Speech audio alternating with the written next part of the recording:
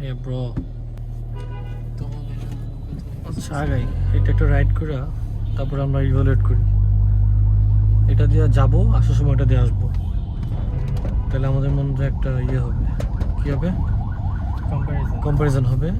তারপর আমরা অ্যাঙ্গেলগুলোকে ঠিকঠাক করতে পারবো।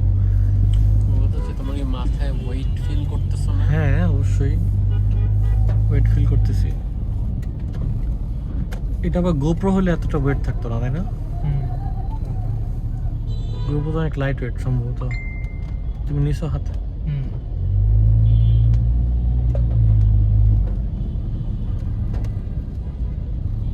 আমরা সোজা গিয়ে আবার ইউটার্ন দিয়ে এদিক দিয়েই থাকি।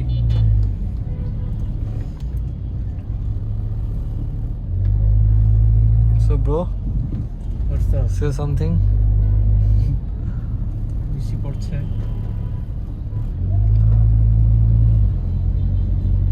দেখতেই পাচ্ছি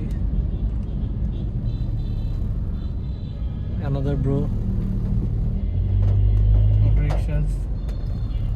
অটো রিক্সা অটো পাইলট। বৃষ্টিতে ইস্টার্ন ইউরোপিয়ান কান্ট্রিতে চলে এসেছি। লালো ভাগছে। কে ভাগছে? লালো হোয়াট ইজ লালো? লালো ভাগছে। এই যে ওরা কেন মাইক খায় জানো? যে এইসব কারণগুলোতে ওরা মাইক খায়। কথা নাই বার্তা নাই, এসে টাইম ডম দিয়ে ঢুকাই দিল। আসলে আমাদের এই ব্লগিংগুলো করতে হবে 300 ফিটে গিয়া। বুঝছো, প্ল্যান করে আসতে হবে। কিন্তু সবসময় কি 300 ফিটে কয়দিন মানুষ খাবে, কতক্ষণ ভালো লাগবে?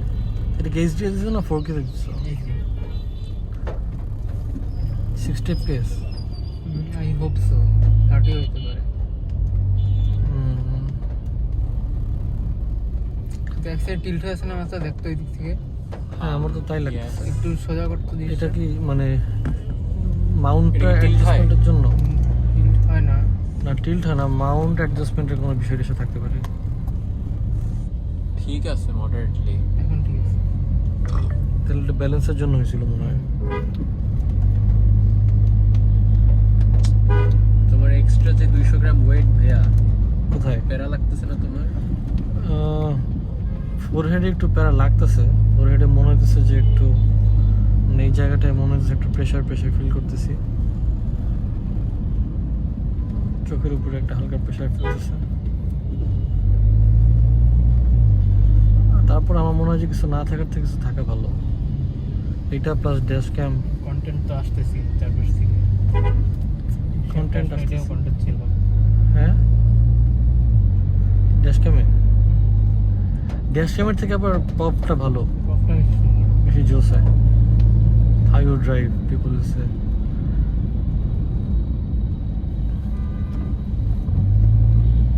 ওয়াইপার ব্রেক চেঞ্জ করতে হবে।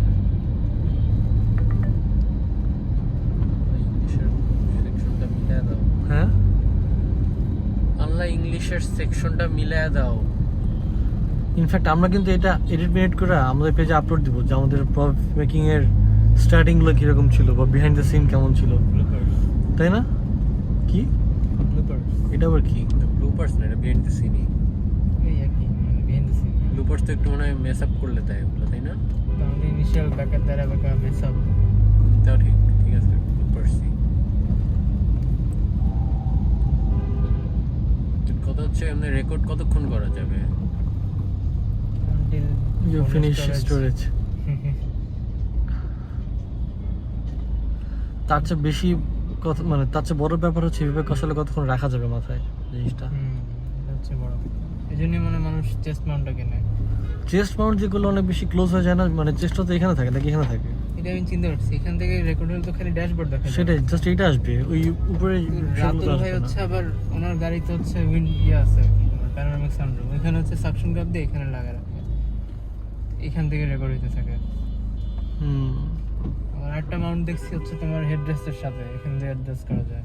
রাতুল ভাইকে হেডরেস্টের সাথে না, আবার এই গ্লাসও আমরা সাকশন দিয়ে রাখতে পারি। এখানেও দেয়। কিন্তু তারা তো ড্রাইভিং এর জন্য তোমার ড্রাইভিং এর সময় তোমার ডিস্টার্ব হবে, ডিসকমফোর্ট হবে সেটা অনেক। সাকশন মাউন্টগুলো তো খুবই কম, 300 টাকা 200 টাকা পাওয়া যায়। ভালো জিপ আছে সেটাই। ওই দেখো এক মদনে। আচ্ছা আমরা কি এখান থেকে ইউটার্ন নিব? নিয়ে আবার ওইটা সেট করে যাই, তারপর গিয়ে ইভালুয়েট করি, কি বলো? তবে ব্রো আমাদের অল্টারনেট কোনো চিন্তা করতে হবে, কারণ এটাই ভাবে বেশিক্ষণ রেখে চালানো যাবে না, মাথায় একটা প্রেশার ফিল হয়। মাথায় বলতে জাস্ট কপালের এখানে, এটা যদি একটু উপরে দিই, হ্যাঁ এখানে হলেও মোটামুটি ঠিক আছে, বাট তারপর একটু প্রেশার ফিল হয়।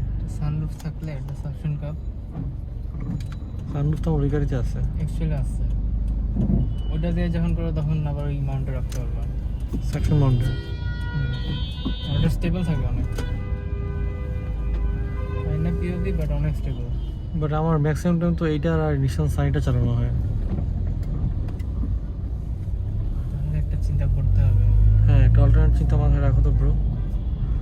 চল আমরা এখানে এটা ক্লোজ করি, ওইটা আবার সেট করি।